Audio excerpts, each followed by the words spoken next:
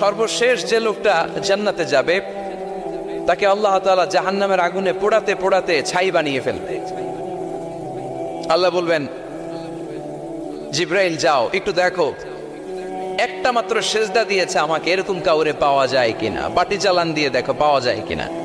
খুঁজে খুঁজে কাউরে পাবে না। আল্লাহ বললেন আবার দেখো, খুঁজে খুঁজে একজনকে পাবে।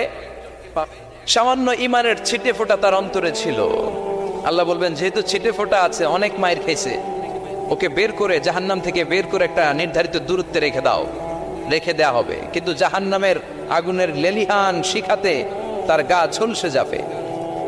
সে আল্লাহর ডেকে বলবে, মাবুদ তোমার কাছে আমি কিছু চাই না। জাহান্নাম থেকে তুমি আমাকে বের করেছো, জীবন নদীর পানি তুমি আমার গায়ের মধ্যে ঢেলে দিয়েছো, আমি আবার সজীবতা ফিরে পেয়েছি। আমি তোমার কাছে জান্নাত চাই না, শুধু নিরাপদ একটা দূরত্বে আমাকে রেখে আসো, যাতে জাহান্নামের আগুন আমারে কষ্ট দিতে না পারে।